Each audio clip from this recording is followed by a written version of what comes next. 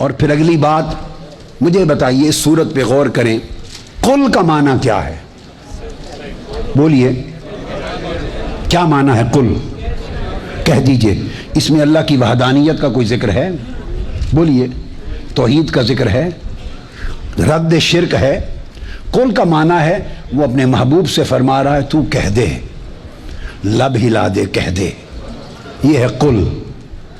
تو اس کا نبی سے بولنا اور پیغام دینا، پہنچانا، اس کو رسالت کہتے ہیں شریعت میں۔ خدا کا نبی سے کلام کرنا اور نبی کو، رسول کو کہنا کہ میرا میسج، یہ پیغام امت بندوں تک پہنچا دے، اس پروسیس کو شریعت میں، اصطلاح میں رسالت کہتے ہیں۔ تو قل عنوان رسالت ہے، قل عنوان رسالت ہے۔ اور هو اللہ احد، وہ اللہ ہے، ایک ہے۔ هو اللہ سے توحید شروع ہوتی ہے، وَلَمْ يَكُنْ لَهُ كُفُوًا احد تک اگلا مضمون توحید ہے۔ پہلا لفظ قل یہ رسالت ہے۔ تو رب ذوالجلال نے اپنی توحید کا بیان جو کیا، اس کی بھی ابتدا اور عنوان رسالت کو دیا، سمجھانے کے لیے کہ توحید وہی معتبر ہے جو واسطہ اور وسیلہ رسالت سے ملے۔ جس توحید میں رسالت کا وسیلہ نہیں، وہ توحید ہی نہیں ہے۔ یہ مقام مصطفیٰ ہے۔ سو عقیدہ چونکہ اس کی بنیاد ایمان پر ہے۔ علمی باتیں تھیں مگر عامت الناس کے ذوق کی بھی تھیں۔ دو تین باتیں تھوڑے 2-4 منٹ کے لیے آپ کی اجازت سے وہ میں اور آپ سے کر لوں، وہ ذرا علمی فنی باتیں ہیں، اس سے بات اور آپ کو مستحکم ہو جائے گی۔ ایمان یاد رکھ لیں، تصدیق کا نام ہے۔ ایمان تصدیق کا نام ہے۔ اور یہ جو ہم کہتے ہیں نا تصدیق اور اقرار، تو اصلاً اقرار مطلوب نہیں ہے ایمان کے لیے، ایمان تصدیق سے ہو جاتا ہے۔ اور اقرار کی ضرورت کیا ہے؟ وہ اس کے اظہار کے لیے ہے۔ چونکہ تصدیق کی یا نہ کی، اس کی خبر کیسے ہوگی، گواہی کیسے ہوگی؟ تو اقرار اظہار کے لیے، یہ بات سمجھنے والی۔ مگر ایمان اصلاً تصدیق سے ہو گیا۔ اب تصدیق کے لیے ملا عبد الحکیم سیالکوٹی وہ حاشیہ خیالی میں بیان کرتے ہیں ایک نکتہ کہ اس بات پہ سب اہل علم کا اتفاق ہے، اس بات پر کہ اچھا اب اگر علم ہو تو محض علم سے ایمان نہیں بنتا، معرفت سے ایمان نہیں بنتا۔ آپ کسی حقیقت کو جان لیں، پہچان لیں، اس سے ایمان نہیں بنتا، اس سے ایمان نہیں بنتا۔ اگر معرفت سے ایمان بنتا تو سب اہل کتاب مومن ہوتے۔ قرآن مجید نے کہا وَالَّذِينَ آتَيْنَاهُمُ الْكِتَابَ يَعْرِفُونَهُ كَمَا يَعْرِفُونَ أَبْنَاءَهُمْ، جن کو ہم نے کتاب دی، یہود و نصارہ، وہ رسول کی معرفت اتنی رکھتے ہیں جتنے ماں باپ اپنے بیٹے کی رکھتے ہیں۔ تو ان کے پاس حضور کی معرفت تھی، تورات اور انجیل میں سب کچھ تھا، معرفت تھی، مگر مومن نہ ہوئے چونکہ تصدیق قلبی نہ تھی، تصدیق نہ تھی۔ اس طرح علم سے بھی ایمان نہیں بنتا، علم سے بھی ایمان نہیں بنتا۔ شرح عقیدہ ابن حاجب میں ایک قول شیخ عبداللہ نے بیان کیا ہے، شرح عقیدہ ابن حاجب میں تحریر المطالب کے اندر ابو جہل کہا کرتا تھا انا نعلم ان محمدا صلی اللہ علیہ وسلم هو النبی ولکن لا نؤمن به ابدا، ہم جانتے ہیں، ہمیں علم ہے کہ یہ نبی ہیں مگر مانیں گے نہیں۔ ابو جہل کا قول ہے، ہم جانتے ہیں نبی ہیں، اس لیے کہ جو اوصاف ان میں دیکھے ہیں وہ غیر نبی میں ہو ہی نہیں سکتے، جو علامات ان کے اندر ہیں وہ غیر نبی میں ہو نہیں سکتی۔ ہمیں علم ہے کہ یہ نبی ہیں مگر مانیں گے نہیں۔ تو علم تھا مگر مومن نہ بنا، کافر رہا۔ یہود و نصارہ کو معرفت تھی مگر کافر رہے، اس لیے کہ تصدیق نہ تھی۔ اب تصدیق کے بارے میں سب کہتے ہیں، یہ لغوی اعتبار سے یہ جو تصدیق ہے، معرفت لغوی اعتبار سے تصدیق سے خارج ہے۔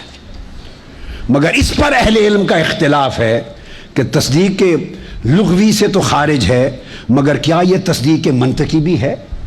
یہ کیا تصور میں داخل ہے؟ بعضوں نے صدر الشریعہ نے کہا تصدیق منطقی میں داخل ہے، بعضوں نے کہا کہ نہیں تصور میں داخل ہے۔ اب نقطہ سمجھنا ہے، منطقی تصدیق جو علم اور معرفت سے جس کی خبر ہو جائے، علم و نظر سے، اور تصور جو وجود ذہنی ہے، جو علم کے ذریعے ذہن میں تصور قائم ہو جائے، یہ دونوں چیزیں مل کر بھی تصدیق شرعی نہیں بناتی۔ تصدیق شرعی تب بنتی ہے، یہ بات بڑی اہم نقطے کی طرف لے جا رہا ہوں۔ تصور علم ہے، وجود ذہنی ہے، ذہن سمجھ گیا مگر مومن نہیں بنا، چونکہ تعلق ذہنی پیدا ہوا، تعلق ذہنی پیدا ہوا۔ منطقی تصدیق ہو گئی معرفت سے مگر مومن نہ بنا، چونکہ وہ بھی تعلق فکری اور نظری پیدا ہوا۔ تو قاعدہ کلیہ یہ ہے کہ اگر حضور کی ذات سے، بڑی خاص بات بتا رہا ہوں، حضور کی ذات سے تعلق اگر علم و نظر کا ہو اور فکر کا، معرفت کا ہو، تو عقل اور علم و نظر کا تعلق رکھ کے کوئی مومن نہیں بنتا۔ مومن تب بنتا ہے جب دل جڑ جائے مصطفیٰ کے، تصدیق قلبی ہو جائے۔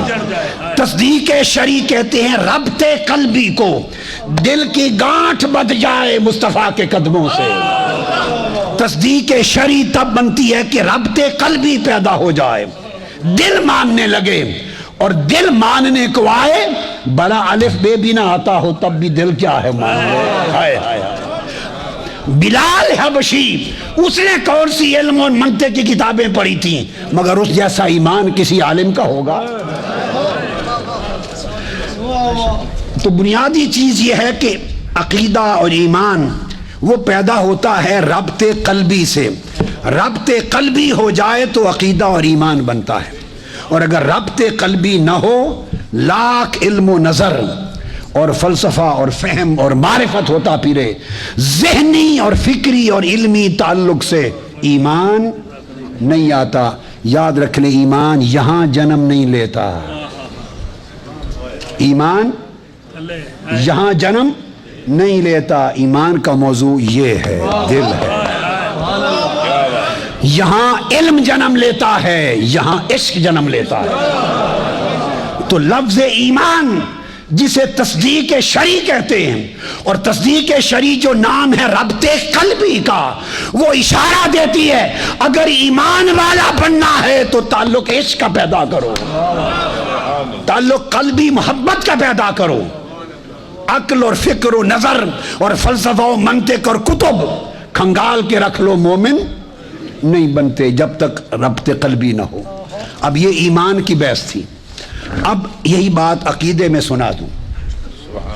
عقیدہ کے اعتبار سے عقیدہ عقد سے ہے، اس کا معنی توثیق اور الربط بالقوہ، مضبوطی سے گانٹھ باندھ دینا طاقت کے ساتھ۔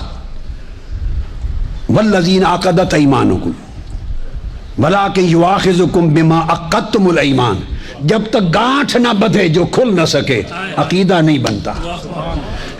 جب تک فکر و نظر کی وادیاں عبور کر کے ربط قلبی، حب قلبی، عشق قلبی کا تعلق ذات مصطفیٰ سے استوار نہ ہو جائے، اور علم و معرفت کے سارے پیمانے حضور کے قدموں پہ نچھاور نہ ہو جائیں، اس وقت تک نہ ایمان بنتا ہے نہ عقیدہ بنتا ہے۔ اور یاد رکھ لیں، علامہ جوہری الصحاح میں لکھتے ہیں، اسی عقد اور اسی عقد، دو مادے ہیں، عین قاف دال سے، عقد بھی کسر کے ساتھ اقلادہ کو کہتے ہیں، پٹے کو کہتے ہیں۔ جیسے کتے کے گلے میں پٹا باندھ لیں، پٹا باندھا ہو تو کہتے ہیں کسی کا ہے، کسی کا ہے۔ پٹے کے بغیر پھرتا ہو تو کہتے ہیں پتہ نہیں کون کس کا ہے۔ تو عقد اور عقد اس کا معنی پٹا باندھنا بھی ہے، اور عقیدہ تب ثابت ہوتا ہے جب کسی کا پٹا گلے میں ڈال لیا جائے، اور جب پٹا ڈال لیتے ہیں تو پھر محبوب کا نقص کوئی نہیں سنتا، پھر کجی کمی کوئی نہیں سنتا، کجی کمی جب پٹا گلے میں ڈل جائے تو سب کچھ محبوب پہ، جس کا پٹا ہے اسی پہ نچھاور ہوتا ہے۔ تو مقام مصطفیٰ عقیدہ صحیحہ کے لیے لازم ہے کہ ایسا تعلق قلبی پیدا کرو کہ حضور کے پٹے والے بن جاؤ، میرے آقا کا پٹا گلے میں ہو، اور جس کے گلے میں پٹا ہو پتا چلے یہ سگے مصطفیٰ، اس سے عقیدہ بنتا ہے۔ اور قرآن نے پھر اس میں شک و شبہ کی گنجائش نہیں رہتی، پٹا ہو جائے، گانٹھ بندھ جائے تو شک و شبہ کی، علم، فکر، نظر، ہر ایک میں شک و شبہ ہے۔ اور قرآن نے کہا انما المؤمنون الذین آمنوا باللہ ورسولہ ثم لم یرتابوا، ایمان کی انما کلمہ حصر کے ساتھ فرمایا ایمان کی شرط یہ ہے کہ جب ایمان آ جاتا ہے شک کی گنجائش ختم کر دیتا ہے، جس میں شک و شبہ رہے وہ ایمان نہیں ہوتا۔ اب جب یہ چیز ہم نے ذہن نشین کر لی تو اس میں بات بڑی سمجھنے والی ہے۔ ہم تو اب وہ پٹا کس کا، عقد قلبی کس کا، کوئی کہہ سکتا ہے توحید کا، کوئی کہہ سکتا ہے ایمان بالآخرت کا، کوئی کہہ سکتا ہے رسالت عمومی کا۔ اب یہ نقطہ سمجھا دوں کہ نقطہ ارتکاز کیا ہے عقیدے کا۔ عقد اس کا جو اہل ایمان کے لیے ما بہل امتیاز عقیدہ ہو، اور جو باقی مذاہب اور ہمارے مذہب اسلام میں مشترک ہو اور اس میں ما بہل امتیاز نہیں، تو پھر مومن اور یہودی کا فرق معلوم نہیں ہوتا۔ اگر کہیں کہ توحید کا عقیدہ، توحید، اس پر عقد کریں، اس پر گانٹھ باندھیں، اسے ما بہل امتیاز سمجھیں، تو درست نہیں کہ توحید پر یہود کا بھی عقیدہ ہے۔ یہودی بھی خدا کو ایک مانتے ہیں، اور آج بھی اللہ اکبر اپنی زبان میں اللہ کے نام پہ ذبح کرتے ہیں، اور ان کا کوشر، یہودیوں کا ذبح کیا ہوا جانور آج کے زمانے میں بھی حلال ہے، جیسے ہمارا۔ قرآن نے تو اہل کتاب یہود نصارہ دونوں کی ذبح کو حلال کہا، مگر آج زمانہ حال احوال بڑے بدل گئے، تو یہود کا آج بھی حلال ہے کوشر، چونکہ توحید پر عقیدہ ہے۔ تو گویا مسلمانوں کا اور یہودیوں کا دونوں کا توحید پر اتفاق ہو گیا نا، یہ نقطہ اشتراک ہے، نقطہ امتیاز نہیں ہے۔ وہ ہمارے اور دیگر مذاہب میں مشترک ہے، توحید مشترک ہے۔ اب آگے چلے، کوئی کہہ سکتا ہے آخرت، تو آخرت پر یہود کا بھی عقیدہ ہے، نصارہ کا بھی عقیدہ ہے۔ یہ پوری یہ بائبل پڑھی ہے میرے سامنے، یہ سب بائبلز ہیں، نسخے، ساری بائبل کی کتاب، اولڈ ٹیسٹمنٹ، نیو ٹیسٹمنٹ، ساری عقیدہ آخرت سے بھری پڑی ہے، وہ آخرت کے منکر نہیں ہیں۔ تو یہود و نصارہ بھی آخرت پہ ایمان رکھتے ہیں، ہم بھی رکھتے ہیں، تو ما بہل امتیاز نہ ہوا، پیکیولیرٹی نہ ہوئی، پیکیولیرٹی ہماری تخصص نہ ہوا۔ تو یہود و نصارہ سے عالم انسانیت کی سطح پر اشتراک کرنا ہو تو توحید اور آخرت کی بات کریں، مسلمانوں کا امتیاز کرنا ہو تو کچھ اور دیکھنا ہوگا۔ آپ کو سمجھ آ رہی ہے بات؟ کوئی کہہ سکتا ہے رسالت عمومی، اللہ نبی اور رسول بھیجتا ہے، یہ پوری اولڈ اور نیو ٹیسٹمنٹ رسالت عمومی کے عقیدے سے بھری پڑی ہے، وہ بھی رسول اور نبیوں کو مانتے ہیں، صرف عیسیٰ علیہ السلام کی ذات پر آ کے اختلاف ہوا، باقی اس سے پہلے سب انبیاء کو وہ نبی مانتے ہیں، رسول مانتے ہیں۔ تو گویا عمومی رسالت و نبوت کے تصور پر یہود و نصارہ اور ہمارے درمیان اشتراک ہے، مابین امتیاز نہیں۔ اب یہاں یہودی بیٹھا ہے، نصارہ میں بیٹھے مسیحی بیٹھا ہے، مسلمان بیٹھا ہے، پہچان کیسے ہوگی؟ کو شکل ٹوپیوں سے تو نہیں کرنی پہچان، تو عقیدے کی بات کر رہا ہوں۔ عقیدے میں مابہل امتیاز عنصر کون سا ہے؟ توحید مابہل اشتراک، عقیدہ آخرت مابہل اشتراک، عقیدہ رسالت عمومی مابہل اشتراک۔ امتیاز کہاں ہے جس سے مسلمان نکھر کے سامنے آ جائے مسلمان ہونا، اور کوئی اور اس کا مشترک نظر نہ آئے؟ وہ صرف شان رسالت مصطفیٰ ہے جو مسلمان کو ممتاز کر دیتی ہے سب مذاہب سے، سب عقائد سے ممتاز کر دیتی ہے۔ نقطہ ارتکاز اگر مسلمانوں کو اکٹھا کرنے کا ہم نے تلاش کرنا ہے تو عقیدہ مقام مصطفیٰ پہ اکٹھا ہونا ہوگا، عظمت شان مصطفیٰ پر اکٹھا ہونا ہوگا۔ نہ توحید مسلمانوں کو امتیاز دیتی ہے، نہ عقیدہ آخرت دیتا ہے، نہ رسالت عمومی کا تصور دیتا ہے، فقط عظمت و شان مصطفیٰ۔ یہ امتیاز اسلام ہے، یہ امتیاز اسلام ہے۔ وہ نہیں مانتے، سب چیزیں ان میں تھیں۔ آپ قرآن مجید سورہ بقرہ کو پڑھیے، آل عمران کو پڑھیے، آیات قرآن مجید کی، قرآن تعریفیں کرتا ہے ان کی، کہتا ہے کہ آنا راتوں کو قیام کرتے ہیں اہل کتاب۔ قرآن نے کہا سب اہل کتاب ایک جیسے نہیں ہوتے بھائی، قرآن نے کہا، سب کو برا نہ کہو، یہ قرآن اللہ فرما رہا ہے، سارے ایک جیسے، بڑے بڑے ایماندار بھی ہیں، یہ قرآن کہہ رہا ہے۔ سنتے آئیے ذرا، قرآن کہتا ہے سب ایک جیسے نہیں، راتوں کو اٹھ کر قیام کرنے والے بھی ہیں۔ قرآن کہہ رہا ہے یہود و نصارہ کا، سب ایک جیسے نہیں، سجدہ ریز ہو کر میری آیتیں تلاوت کرنے والے بھی ہیں، سب ایک جیسے نہیں۔ 7ویں پارے کی پہلی آیت، جب حق کی بات سنتے ہیں تو آنکھیں برسنے لگ جاتی ہیں، آنکھیں ڈبڈباتی ہیں، رونے والے بھی ہیں، تقوی اختیار کرنے والے بھی ہیں۔ یہ ساری تعریفیں ہوتی گئیں، مشرک نکل گئے تھے، جو برے تھے ان کو نکال دیا، کچرا نکال دیا۔ آپ بات کو سمجھ گئے نا؟ مگر کہا کہ کچھ ایسے بھی ہیں جو صحیح عقیدے پر آ رہے ہیں، راتوں کا قیام کرتے، آیتوں کی تلاوت کرتے، میری معرفت کی بات سنتے تو ان کی آنکھیں رم جم روتی ہیں، ایسے بھی ہیں۔ یہ سب تعریفیں ہوتی چلی آ رہی تھیں، یک لخت تاجدار کائنات کی بعثت ہو گئی۔ یہ ساری تعریفوں والوں کو کہا میرے محبوب کو مانو، جنہوں نے نہیں مانا ان کے سجدے بھی گئے، ان کے قیام لیل بھی گئے، ان کو خدا کا نام سن کر ان کا رونا بھی گیا، امانت و دیانت بھی گئی، تقویٰ بھی گیا، خوف خدا بھی گیا۔ کہا یہ سب کچھ میرے لیے تھا، میں سب کچھ رد کرتا ہوں، جس کے لیے میں ہوں تم اس کو نہیں مانتے، میرے محبوب کو نہیں مانتے۔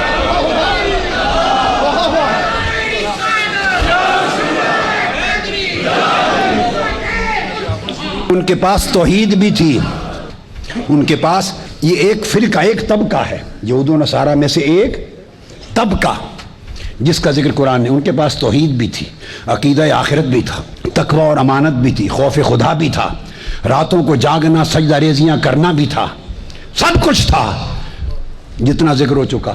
ایک شے نہ تھی، غلامی مصطفیٰ نہ تھی، سب کچھ رد کر دیا۔ تو قرآن نے ثابت کر دیا کہ مسلمانوں تمہارے ایمان اور عقیدے کا امتیاز مصطفیٰ کی غلامی ہے، کوئی اور شے نہیں ہے، کوئی اور شے نہیں ہے۔ لہذا اور یہ جو چیز جو میں نے عقد کی کہی، یہ صرف ہمارے اوپر واجب نہیں، یہ بات بڑی خاص ہے۔ یہ عقیدہ اللہ نے آقا علیہ السلام کی بعثت سے پہلے بنی اسرائیل کو بھی یہی عقیدہ غلامی مصطفیٰ دیا تھا۔ یہ بڑی خاص بات بتا رہا ہوں، یہ عقیدہ نیا نہیں دیا ہمیں۔ جب آقا دنیا میں تشریف نہیں لائے تھے، پہلی امتوں کو بھی یہی عقیدہ دیا تھا۔ عقیدہ کس سے ہے بولیے؟ عقد سے۔ عقد کی جمع کیا ہے؟ عقود۔ عقد کی جمع بہت آیتیں ہیں، میں نے جو جمع کی، مگر ٹائم شارٹ ہے، میں صرف 2 آیتیں کوٹ کروں گا۔ 6 پارے کی پہلے سورہ مائدہ کی پہلی آیت، ارشاد فرمایا یا ایھا الذین آمنوا اوفوا بالعقود، جو تم نے وعدے پکی گانٹھ کی طرح مجھ سے باندھ لیے ہیں نا، ان کو پورا کیا کرو۔ اللہ پاک نے فرمایا جو پکے وعدے کر لیے میرے ساتھ اور گانٹھ کی طرح باندھ لیے ہیں وہ پورے کرو۔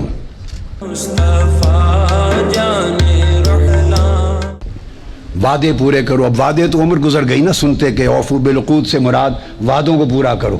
آج یہ بھی کوئی نئی بات بھی سن لیں، یہ عقود کیا ہیں؟ عقد عقیدہ سے ہے، اس کی جمع عقود۔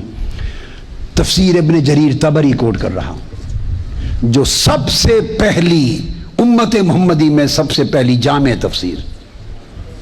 تفسیر، اور سب ائمہ و مفسرین نے تفسیر بالماسور میں جنہوں نے تکیہ ان پر کیا، باقیوں کی تو مختصرات تھیں۔ وہ امام ابن جریر طبری روایت کرتے ہیں کہ وہ جو اوفوا بالعقود ہے، اس سے مراد یہ ہے بل ھذہ الآیہ امر من اللہ تعالی لأہل الکتاب بالوفاء بما اخذ به میثاقہم من العمل بما فی التوراۃ والانجیل فی تصدیق محمد صلی اللہ علیہ وسلم۔ فرماتے ہیں کہ اس میراث سے مراد کے اپنے جو وعدے پکے باندھ لیے اس کو پورا کرو۔ فرمایا وہ جو عقیدہ شان مصطفیٰ تھا اس وعدے کو پورا کرو، جب میرا محبوب آ جائے ان کی شان کے ڈنکے بجانے۔ اسی طرح امام ابو محمد المکی الہدایہ تفسیر کی کتاب، اس میں آپ فرماتے ہیں ابن جریج ان سے مروی فرماتے ہیں العہود، یہ جو عقود ہیں التی اخذها اللہ علی اہل الکتاب من العمل بما فی التوراۃ والانجیل فی تصدیق محمد فہی لأہل الکتاب خاصۃ، یہ اہل کتاب کے لیے خاص اتری ہے۔ اور فرمایا کہ جو تم سے وعدہ لیا تھا کہ جس دور میں میرا محبوب آ جائے جو کلمہ تم پڑھتے ہوگے اسی لمحے چھوڑ دینا ہے۔ جس دور میں میرا مصطفیٰ آ جائے اس دور میں جو کلمہ پڑھ رہے تھے اسی لمحے چھوڑ دینا ہے۔ کلمہ بھی مصطفیٰ کا پڑھنا ہے، ڈنکے بھی ان کی شان کے بجانے ہیں۔ فرمایا یہ عقد اللہ نے وعدہ لیا تھا، فرمایا اس کو پورا کرو۔ تفسیر بغوی میں امام بغوی روایت کرتے ہیں، فرمایا ھذا خطاب لأہل الکتاب وقال یعنی یا ایھا الذین آمنوا بالکتب المتقدمہ، اے پہلی کتابوں پر ایمان لانے والو، اوفو بالعقود، یہ بڑی توجہ سے لفظ سننے والے ہیں، التی عہدتھا الیکم فی شان محمد صلی اللہ علیہ وسلم، فرماتے ہیں وہ وعدہ پورا کرو جو شان مصطفیٰ میں تم نے اور میرے درمیان عہد ہوا تھا۔ فی شان محمد، تم سے وعدہ لیا تھا کہ صرف ایمان ہی نہیں لانا، میرے مصطفیٰ کی شان کے ڈنکے بجانے، وہ وعدہ پورا کرو۔ یہ عقیدہ ہے، یہ عقیدہ ہے۔ وَهُوَ قَوْلُهُ وَإِذْ أَخَذَ اللَّهُ مِيثَاقَ الَّذِينَ أُوتُوا الْكِتَابَ لَتُبَيِّنُنَّهُ لِلنَّاسِ، میرے مصطفیٰ کی شان کو ڈنکے بجانے ہیں اور لوگوں کے لیے تشہیر کرنی ہے، ہر بندے کو بیان کرنا ہے کہ مصطفیٰ کی یہ شانیں ہیں۔ اسی طرح سورہ آل عمران کی آیت نمبر 187 فرمایا وَإِذْ أَخَذَ اللَّهُ مِيثَاقَ الَّذِينَ أُوتُوا الْكِتَابَ لَتُبَيِّنُنَّهُ لِلنَّاسِ وَلَا تَكْتُمُونَهُ فَنَبَذُوهُ وَرَاءَ ظُهُورِهِمْ، فرمایا اللہ پاک نے بنی اسرائیل سے، یہود سے، نصارہ سے، ساری اقوام سے پہلے وعدہ لے لیا تھا کہ جب بھی جس زمانے میں تم ہو لَتُبَيِّنُنَّهُ لِلنَّاسِ، ہو کا مرجع حضور کی ذات ہے۔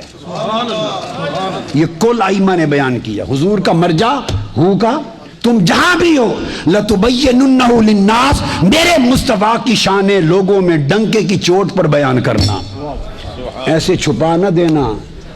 پڑھتے جاؤ، جب میرے محبوب کی شان آئے تو ورق پلٹ دو، پڑھتے جاؤ شان آ جائے تو ورق پلٹ دو، نہیں، لَتُبَيِّنُنَّهُ، تقریریں کرنا شان مصطفیٰ میں، اعلان کرنا شان مصطفیٰ کے، خطاب کرنا شان مصطفیٰ پر، لَتُبَيِّنُنَّهُ کا ترجمہ کرو۔ یہی معنی پھر تمام تابعین نے بیان کیا۔ السدی الکبیر، حضرت عبداللہ ابن عباس کے شاگرد وہ روایت کرتے ہیں، اس کا معنی ہے ان اللہ اخذ میثاق اليہود لَيُبَيِّنُنَّهُ لِلنَّاسِ محمدا، شان مصطفیٰ کو لوگوں میں بیان کرنے کا وعدہ لیا تھا۔ یہ نقطہ خاص بتا رہا ہوں، صرف ایمان لانے کا نہیں، لَتُبَيِّنُنَّهُ، ایمان تو لاؤ گے ہی لاؤ گے، مگر خالی ایمان لا کر چھپا لو تو وعدہ خلافی ہوگی۔ لَتُبَيِّنُنَّهُ، سٹیج پر چڑھو تو تقریریں کرو، تمہارا موضوع شان مصطفیٰ ہو، جلسہ کرو، خطاب کرو، تمہارا موضوع مقام مصطفیٰ ہو، کیا خوب جملہ ہے، لوگوں کا اجتماع ہو، تمہارا محکوم حضور کی عظمت اور حضور کی شان ہو۔ میری توحید تو ہر کوئی بیان کرے گا، اس سے اوفو بالعقود پورا نہیں ہوگا۔ لَتُبَيِّنُنَّهُ، میرے محبوب کی شان کے ڈنکے بجانا۔ یہی تعبیر اور تفسیر حضرت سعید ابن جبیر نے کی، یہی عبداللہ ابن عباس نے کی۔ سعید ابن جبیر مجلس میں خطاب کر رہے ہیں، قرآن کی تفسیر دے رہے ہیں، ایک سائل کھڑا ہوا، پوچھا کہ اے سعید ابن جبیر اس آیت کا معنی کیا ہے؟ وَإِذْ أَخَذَ اللَّهُ مِيثَاقَ أَهْلِ الْكِتَابِ، فرمایا یہود مراد ہیں۔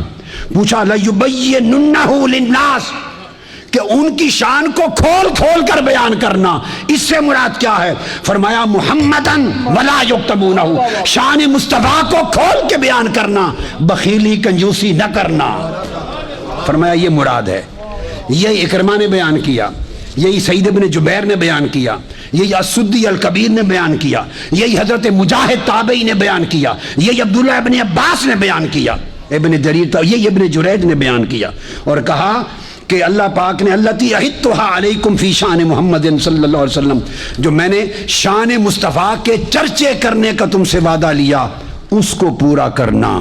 یہی امام قرطبی نے بیان کیا، یہ امام بغوی نے بیان کیا، یہی طبری نے بیان کیا۔ آپ کتب تفسیروں کی اٹھا کے مطالعہ کریں تو پتہ چلے کہ عقیدہ کون سا ہے جو 1400 سال میں بیان ہوا ہے۔ یہ کسی نے آج کے دور میں نہیں گھڑ لیا۔ تو عقیدہ اور عقل جو ہے وہ اللہ نے تو پہلے سے وعدہ لے لیا تھا، پہلے سے وعدہ لے لیا تھا کہ تاجدار کائنات صلی اللہ علیہ وسلم پر ایمان بھی لانا اور ان کی شان کے ڈنکے بھی بجانا۔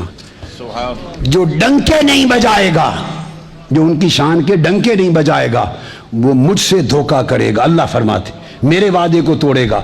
تو گویا عقیدہ مقام مصطفیٰ کا آج اہل سنت کا نہیں، یہ عقیدہ جمیع انبیاء اور ان کی امم کا تھا، جمیع انبیاء اور ان کی امم کا تھا۔ اب آپ کے ذہن میں سوال آ سکتا ہے کہ قرآن مجید نے جو بات کی کہ ڈنکے بجانا اور ان کو بیان کیا گیا، کیا اس کا ثبوت آج بھی ملتا ہے بائبل میں؟ تو یہ آج کی بائبل کوٹ کر رہا ہوں کہ کیا ڈنکے بجانے ہیں۔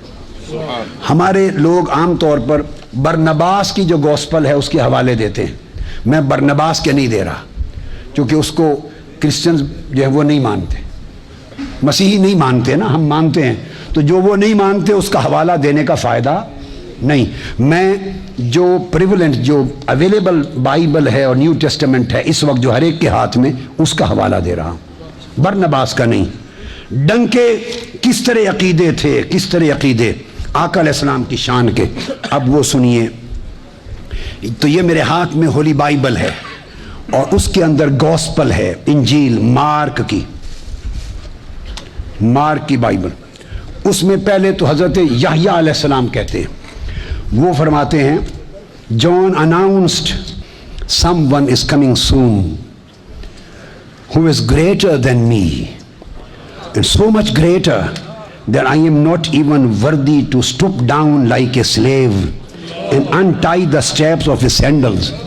فرماتے ہیں کہ کوئی آنے والا آ رہا ہے اور ان کی شان اتنی بلند ہے کہ میں ان کا غلام بننے کے بھی قابل نہیں اور ان کے جوتوں کے تسمے کھولنے کا بھی قابل نہیں، ان کے جوڑوں نالین کے تسمے کھولنے کے بھی قابل نہیں۔ یہ مارک اور اس کی جو ورس ہے وہ نمبر 3 ہے، ورس نمبر 1:7۔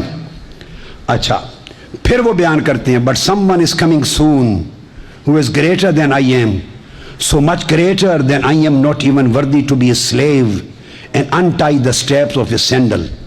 یہ لیوک اس کا حوالہ آیت ان کی 3 اور 3 کے بعد اس کا نمبر 15۔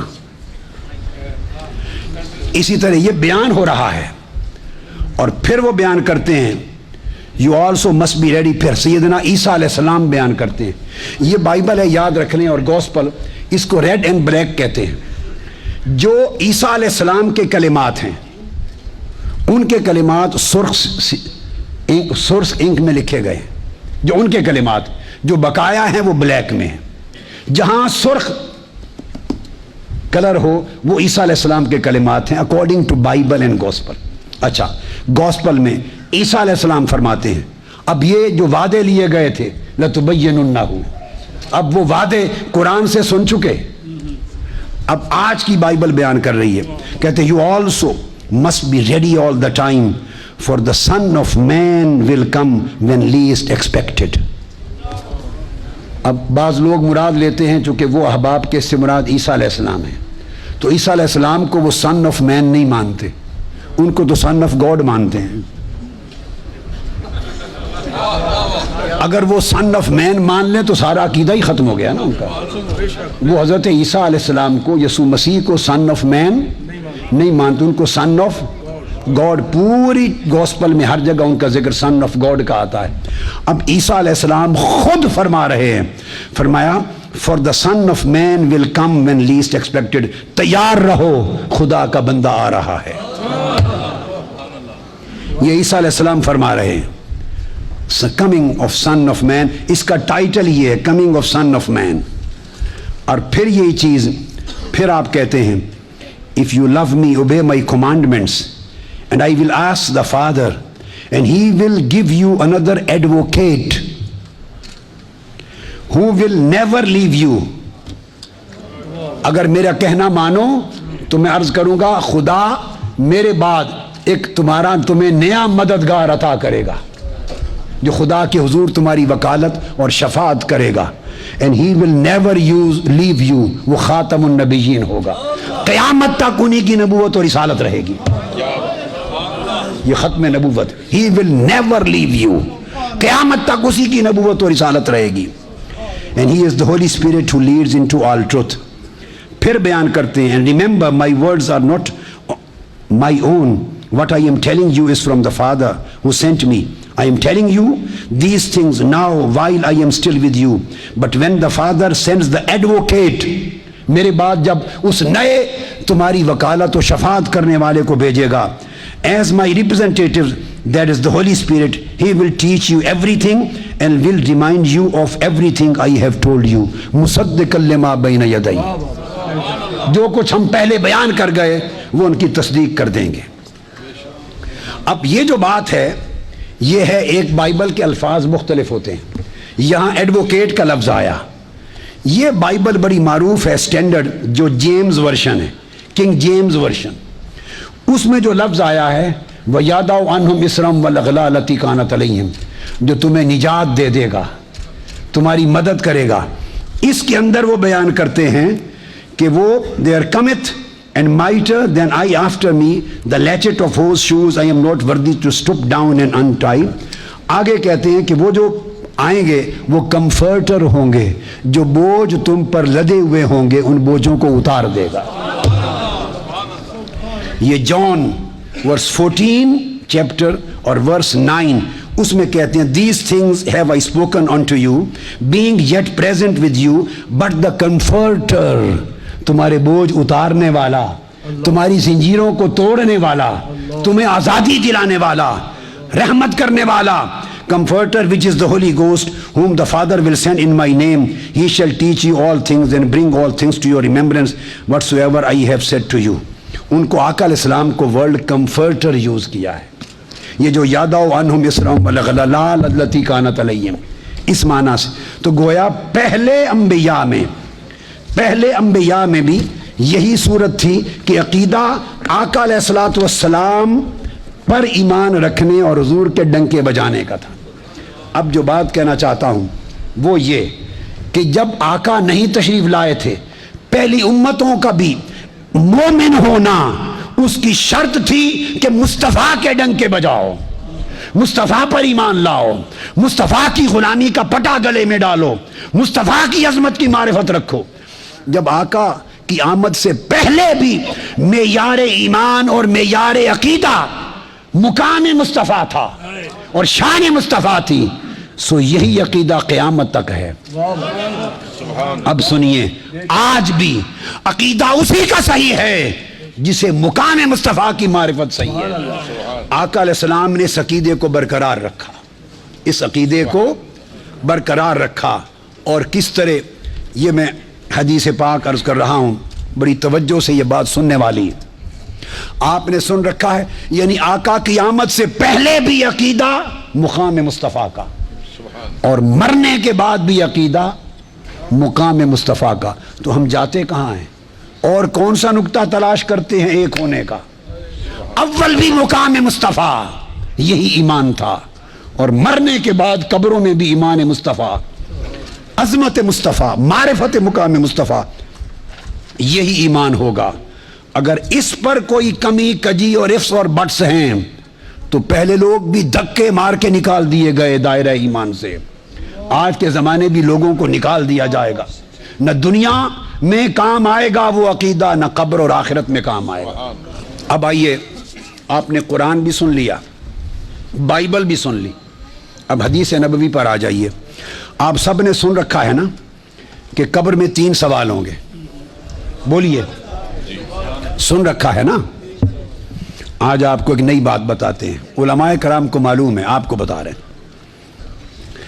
قبر میں 3 سوال ہوں گے۔ یہ حدیث بڑی توجہ سے سنیں، یہ اہل علم کے لیے اور اہل جو طالبان علم حدیث ہیں ان کے لیے۔ حضرت براء بن عازب، میں 3-4 حدیثیں بیان کروں گا۔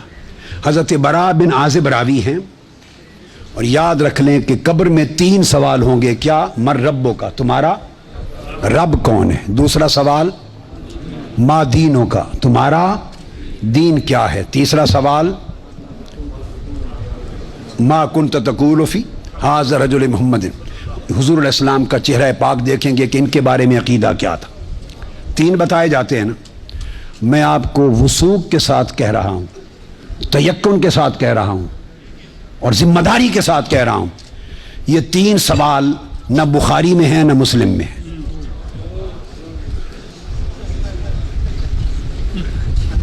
یہ 3 سوال نہ صحیح بخاری میں ہیں، سب سے بڑی کتب حدیث کی کون سی ہیں؟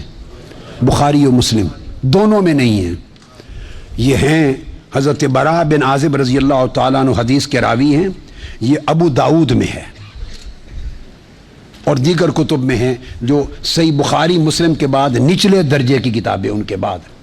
تو سنن ابی داؤد میں ہے، مسند احمد بن حنبل میں ہے۔ اس میں فرمایا کہ جب آپ میت کو دفنا دیتے ہیں اور اس کے بعد پھر فرشتے آتے ہیں، میں مختصر کر رہا ہوں تاکہ زیادہ چیزیں بیان ہو سکیں، وہ آ کے پوچھتے ہیں یا ھذا من ربک، اے بول تمہارا رب کون ہے؟ ما دینک، تمہارا دین کیا ہے؟ وما نبیک، اور تمہارا نبی کون ہے؟ پھر آگے جو مسلمان مومن ہے وہ جواب دیتا ہے۔ یہ حدیث براء بن عازب راوی ہیں اور دیگر کتب سے ہے، مگر میں آپ کو بتا رہا ہوں نہ بخاری میں نہ مسلم میں، ان سے نچلے درجے کی کتب حدیث صحاح میں اور دیگر کتب میں ہیں۔ سمجھ گئے بات؟ اس کا حوالہ دے دیا میں نے آپ کو۔ اب آپ آ جائیے بخاری اور مسلم کیا کہتی ہے۔ صحیح بخاری اور صحیح مسلم وہ بتاتی ہے کہ قبر میں ایک ہی سوال ہوگا۔ کیا بات؟ میں 3 سوال مانتا ہوں، میرے بارے میں کوئی نیا عقیدہ نہ سمجھ لیں اپنا، میں 3 مانتا ہوں، مگر میں بتا رہا ہوں کہ یہ 3 سوال نہ صحیح بخاری میں ہیں نہ مسلم میں ہیں، صحیحین سے نچلے درجے کی کتابوں میں ہیں، سنن ابی داؤد اور دیگر کتب میں۔ امام بخاری نے 3 سوالوں کی روایت نہیں بیان کی، امام مسلم نے 3 سوالوں کی حدیث کو روایت نہیں کیا۔ وہ کیا کہتے ہیں؟ امام بخاری اور امام مسلم سے بڑا امام تو حدیث میں کوئی نہیں، بولیے۔ وہ کہتے ہیں ایک ہی سوال ہوگا۔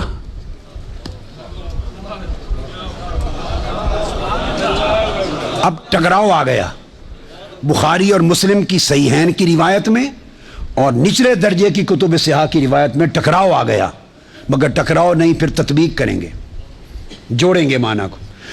بخاری اور مسلم کہتے ہیں کہ 3 سوال کا ذکر کوئی نہیں ان کی روایت میں، ایک ہی سوال ہوگا۔ انس بن مالک رضی اللہ تعالیٰ عنہ روایت کرتے ان العبد اذا وضع فی قبرہ وتولى عنہ اصحابہ انه لیسمع قرع نعالهم اتاه ملکان یقعدانہ فیقولان ما کنت تقول فی ھذا الرجل لمحمد صلی اللہ علیہ وسلم۔ صحیح بخاری، یہ صحیح بخاری کتاب الجنائز کو اٹھا کے دیکھ لیں، حدیث نمبر 1308 جا کے مطالعہ کیجئے۔ پھر کتاب الجنائز میں حدیث نمبر 1673، صحیح مسلم کتاب الجنہ و صفت نعیمہا، پھر ابو داؤد میں بھی ہے، نسائی میں بھی، احمد بن حنبل، ساری کتب صحاح میں یہ حدیث، اور بخاری اور مسلم کی متفق علیہ۔ اگر متفق علیہ حدیث کچھ اور بتائے اور نچلے درجے کی کتب حدیث اس سے مختلف مضمون بتائے اور تطبیق نہ ہو سکے تو کس کو اختیار کیا جائے گا؟ متفق علیہ کو۔ درست قاعدہ ہے نا؟ یہاں تطبیق ہے، آگے چلتے ہیں۔ مگر امام بخاری نے روایت کیا کہ حضور علیہ السلام نے فرمایا بندے کو جب قبر میں رکھ دیا جاتا ہے اور اس کے دفنانے والے جب چلے جاتے ہیں اِنَّهُ لَيَسْمَعُ قَرْعَ نِعَالِهِمْ، عام میت بھی واپس جانے والوں کی جوتوں کی آہٹ سنتا ہے۔ یہ متفق علیہ حدیث کے الفاظ ہے، انہو لیسمع قرع نعالہم، پلٹنے والوں کے جوتوں کی آہٹ سنتا ہے۔ ہم جھگڑے کرتے پھرتے ہیں، خدا کا خوف ہونا چاہیے۔ عام میت پلٹ کے جانے والوں کی جوتوں کی آہٹ سنتا ہے، آپ کہتے ہیں اولیاء قبروں میں آپ کا سلام نہیں سنتا؟ کیا بات، ہم کس چکر میں، ہم نے عقیدے کہاں سے لیے ہیں؟ ہم نے کیا ڈھونگ رچا رکھا ہے؟ آقا فرماتے ہیں عام میت سنتا ہے قبر میں لیٹا ہوا جوتوں کی آہٹ۔ اور اگر ہم سمجھیں کہ اولیاء اور صلحاء جو عام میت سے اونچے درجے، وہ قبر پہ آنے والوں کو نہیں سنتے؟